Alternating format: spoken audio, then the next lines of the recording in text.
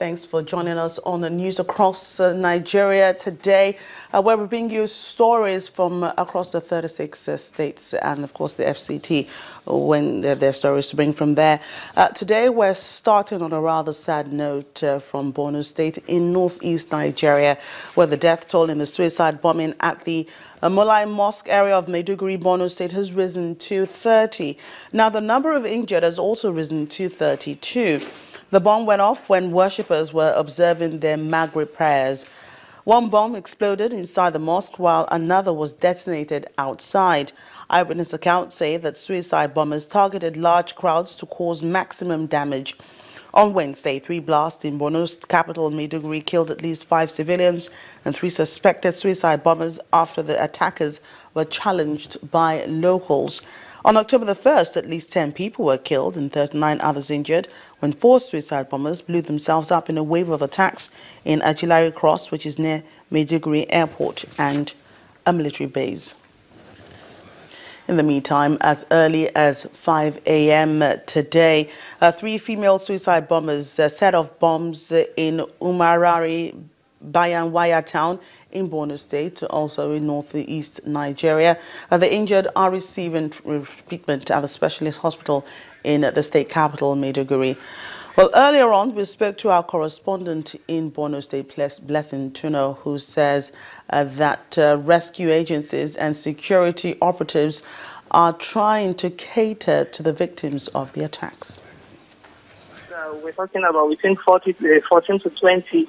But this morning, the death toll of yesterday's bombing has increased to 30, and we have 32 people at the state specialist hospital and 7 at the teaching hospital. Now, from this morning's attack, 7 people have died, and then an unspecified number of others are in hospital receiving treatment. And what this has caused is at the moment, there are more stop and checkpoints around the capital city. And there are also signs of military hostility this morning. We are ourselves victims. We went to film the scene of the incident, and we had our cameras seized and all of that. This is not the first time we are going to scenes of bombing to film what is happening. We don't know why the military are suddenly hostile today. There are no military formations around, and the witnesses around willing to speak with us. We are still trying to make sense out of why all of that has happened, and they're talking about security threats. We don't know what threats they are talking about, but at the moment our cameras are still with them, and they said that we need to be sure that what we have filmed will not constitute a threat before they release the cameras to us. We're with some of our colleagues, so I think they have about 3 cameras in their custody right now. The major challenge right now is the hospitals are overstretched. The last time we were at the specialist hospital, there wasn't enough space to accommodate the victims that were evacuated. We had some of them on the floor and all of that. And then another issue the rescue officers are dealing with is most times when such incidents happen, and then they rush to rescue.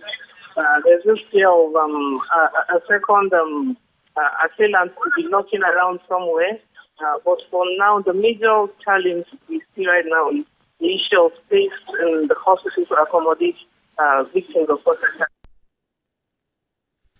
Our correspondent in Borno State, Blessing TUNOH. Now, despite the suicide bombings in Maiduguri, the Nigerian Army's new strategy has resulted in the arrest of 10 suspected Boko Haram suspects. They were apprehended at a filling station in Broniwa, border town in Jigawa State. The men, including 2 minors aged 14 and 15, were arrested by men of the Operation Salama of the Nigerian Army. According to the brigade commander, Brigadier General Hamisu Hassan, the men were fleeing from men of the armed forces and were attempting to cross into Yobe State before they were rounded up. The army recovered 33,000 litre tanker of petrol and 40 jerry cans filled with the same product and another 118 empty jerry cans. General Hassan has assured the public that the military will continue to track down terrorist suspects and that the December deadline to end Boko Haram insurgency is achievable. Well, the House of Representatives has recommended the use of scanning machines at all entry points into Abuja, the nation's capital, and other major cities. The lawmakers say this will help security officials detect improvised explosive devices that are being used by the insurgents. Of recent, Abuja, the Federal Capital Territory, has been hit by bomb attacks after over a year since the last attack. It's a development that has heightened calls for more proactive steps by security officials to protect citizens. It's an issue that came up for consideration in the House of Representatives. The House further notes that as a counter-terrorism effort, the Brigade of Guards of the Nigerian Army had mounted stationary security scanning machines in some strategic and vulnerable spots in the FCT to scan and detect explosives planted in vehicles, passengers, and luggages. The motion urged the National Security Advisor, the Chief of Defense Staff, and the Chief of Staff to urgently redeploy bomb detectors with the capacity for long-range coded aperture imaging to the military checkpoints on major routes into Abuja and major cities in the country. The motion enjoyed the support of most lawmakers. Those in favor of the motion as amended say aye. Those against it say nay. The ayes have it. The lawmakers also considered the motion seeking a resolution to the recurring clashes between farmers and herdsmen in different parts of the country. Convinced that if traditional method of cattle rearing is discouraged and modern method is embraced, with the establishment of cattle rearing settlements with modern facilities, communal conflicts and incessant clashes will be significantly reduced, if not eliminated, and peaceful coexistence among the feuding parties will be greatly engendered. After several amendments, the motion was put to a vote. Those in favor of the motion as amended say aye. Those against it say nay. The ayes have it. The Federal Ministry of Agriculture has been urged to establish settlements for the herdsmen and their cattle, equipped with modern facilities like residential accommodation and then registration of the herdsmen. The ministry was also advised to ensure the immediate utilization of existing grazing reserves and to create new grazing reserves where they are inadequate. Lanre Lasisi, Channels Television News.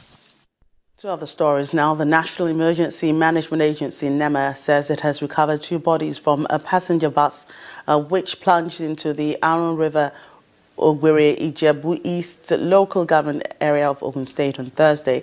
Speaking on this development and the efforts made to salvage the remains of the deceased, the Southwest coordinator of the agency, Mr. Ibrahim Varinloye, said that there were 2 people inside the bus when it lost control and plunged into the river. He also said the search and rescue mission has been completed, noting that it took the combined efforts of police, Federal Road Safety Commission, local divers and volunteers to effect the recovery of the bodies. The wife of the Ondo State Governor, Mrs. Olukemi Mimiko, has reiterated her support and that of her husband's administration to the welfare of adolescents and youth in the state. Mrs. Mimiko made this promise at the official launching and commissioning of the newly completed adolescent and youth-friendly health center in Akure, the state capital. The health facility, which is located at the premises of the Ondo State Specialist Hospital, is an initiative of the state government to guarantee qualitative healthcare services to all young people in the state. Should it go wrong with these ones, we lose our peace. But should it go well with you, great shall be our peace and our joy. We are ready to go along with you. We are ready to give you all the support, right from the home base. And then run through all of those investments in all of these youths can definitely be truncated and the dream wished away by mere unwanted abortion, by psychosubstance abuse, and all those unnecessary, unwanted vices that predominate our environment as we speak today. That is what informed the establishment of this well-being clinic. That's what we call it, because those who will be coming there are not sick. They are people that needs to remain in a state of good health, who should continue to be healthy. When news across Nigeria returns, the Kaduna Governorship Tribunal upholds the election of Governor Nasir El-Rufai. That's in a moment. Please stay with us.